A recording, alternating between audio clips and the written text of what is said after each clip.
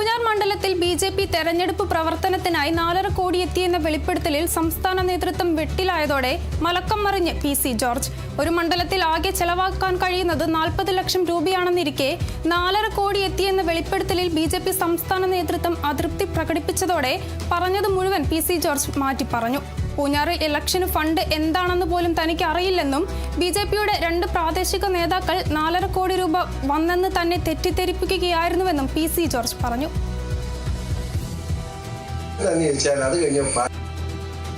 Election fund എന്താണെന്ന് പോലും ചോദിക്കാം. ഞാൻ തെരഞ്ഞെടുപ്പിൽ നിൽക്കില്ല എന്ന് ശപഥം ചെയ്തതാണ്. പാർട്ടിയുടെ കേന്ദ്ര കമ്മിറ്റിയിൽ സംസ്ഥാന പ്രസിഡന്റായിട്ടുള്ള നമ്മുടെ രാജീവ് ചന്ദ്രശേഖർ അദ്ദേഹം വളരെ നിർബന്ധമായും ബി.ജെ.പിയുടെ നിലനിൽപ്പിന്റെ പ്രശ്നമാണ് നിൽക്കണം എന്ന് പറയും. കാരണം പൂഞ്ഞാറ്റ് വേറെ ആളില്ല. അമ്മമാരെന്നോട് പറഞ്ഞു 4.5 കോടി 4 കോടി 40 രൂപ കിട്ടുക, ഇതെല്ലാം കൂടെ എവിടെ പോയി എന്ത് ചെയ്തു മറിച്ചത് ചൂടാ.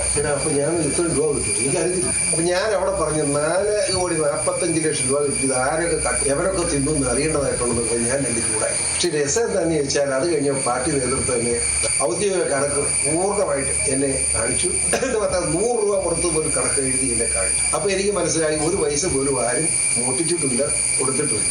ഒരു അസംബ്ലി സീറ്റിൽ സ്ഥാനാർത്ഥി ചെലവഴിക്കാവുന്ന പണം 40 ലക്ഷം രൂപ. അതിന് 40 എനിക്ക് ചിലവായിട്ടില്ല. അതാ രസം. ഒരാൾക്കെങ്കിലും ഒരു നയാ പൈസ ഞാൻ കൊടുത്തതായി ഞാൻ പറഞ്ഞിട്ട് കൊടുത്തതായി തെളിയിക്കാമെങ്കിൽ ഞാൻ ശിക്ഷിച്ചോന്ന് പറയുന്നില്ല, ഞാൻ ആത്മഹത്യ ചെയ്യാൻ പറ്റും.